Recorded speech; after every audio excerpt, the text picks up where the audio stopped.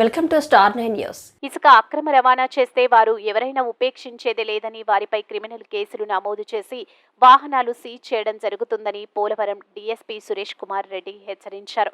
బుధవారం పోలవరం డీఎస్పీ కార్యాలయంలో పత్రికా సమావేశంలో ఆయన మాట్లాడుతూ ప్రభుత్వం పేదలకు ఇసుకను ఉచితంగా అందిస్తుందని, దానికి తూట్లు పొడుస్తూ ఏ విధమైన పర్మిషన్ లేకుండా పరిమితికి మించి ఇసుక అక్రమ రవాణాకు పాల్పడితే కఠిన చర్యలు తీసుకుంటామన్నారు.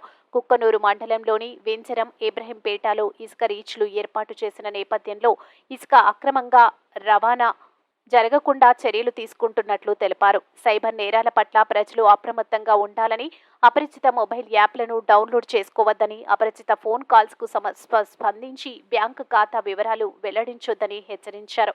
ఒకవేళ సైబర్ నేరానికి గురైనట్లు తెలిస్తే అరగంటలోపు 1930 కాల్ సెంటర్కి ఫిర్యాదు చేయాలన్నారు. అలా చేయడం ద్వారా సంబంధిత బ్యాంకు అకౌంట్లను బ్లాక్ చేయడం ద్వారా మీ డబ్బులు వెనక్కి వచ్చే అవకాశం ఉంటుందని తెలిపారు. మైనర్ వాహనాలు నడిపితే చర్యలు తీసుకుంటామని, వాహన చట్టాలు మరింత కఠినతరం అయిన నేపథ్యంలో మైనర్లకు వాహనాలు ఇచ్చి ప్రోత్సహించరాదని సూచించారు.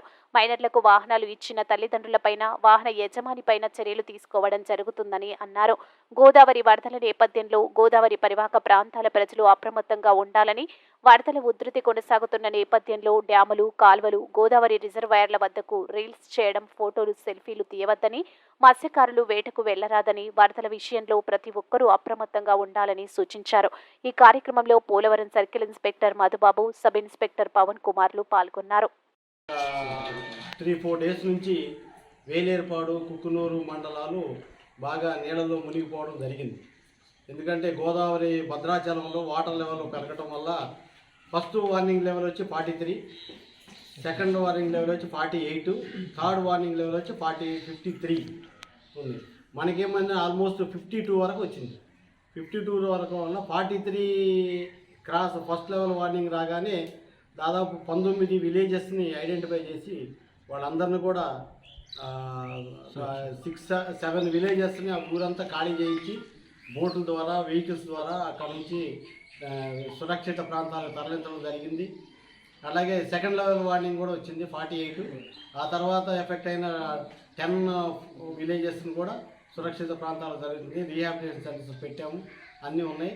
ముఖ్యంగా చెప్పేది అంటే ప్రస్తుతం గోదావరి ఉధృతి ఎక్కువగా ఉంది కాబట్టి ఈ మత్స్యకారులు కానీ ఎవరైనా కూడా చేపల వేటకు వెళ్ళటం కానీ, అట్లాగే ఈ టెంపుల్స్ కానీ వాటి కానీ చూడటం కానీ వెళ్ళొద్దు.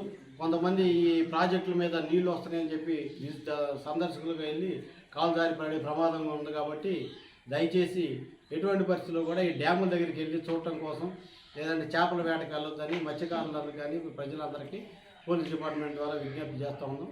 ఇప్పుడు ఆ రీహాబిలిటేషన్ సెంటర్స్ అందరికి కూడా అన్ని సౌకర్యాలు కల్పించడం జరిగింది. ప్రభుత్వం ఎక్కడ ఎటువంటి ఇది లేకుండా రహదారులు అన్నీ కూడా మొత్తం బ్లాక్ అయిపోయినాయి. మరి ముఖ్యంగా పోలీస్ డిపార్ట్మెంట్, మా ఎస్పీ గారు, కలెక్టర్ గారు 2 డేస్ వేలేరుపాడులో క్యాంప్ చేసి అన్ని బోట్లో, కలెక్టర్ గారు, ఎస్పీ గారు ఒక బోట్లో ఒక టీమ్గా, నేను మన ఆర్డీఓ గారు ఒక టీమ్గా అన్ని బోట్లలో అన్ని ప్రాంతాలకు వెళ్ళి అన్ని ప్రజలతో మాట్లాడి చాలా వరకు సురక్షిత ప్రాంతాలకు తరలించడం జరిగింది. ఎస్డీఆర్ఎఫ్, ఎన్డీఆర్ఎఫ్ టీమును కూడా పిలిపించాము. ఫైర్ సర్వీస్ వాళ్ళు అన్నీ పిలిపించి అందరి ద్వారా బోట్లన్నీ అరేంజ్ చేసి ఎటువంటి ఇబ్బంది లేకుండా చేసాము. ఇంకా ఉధృతి కొంచెం అంటే తగ్గుముఖం పట్టింది కానీ ఇంకా పూర్తిగా తగ్గలేదు. ఇంకా కొన్ని గ్రామాలు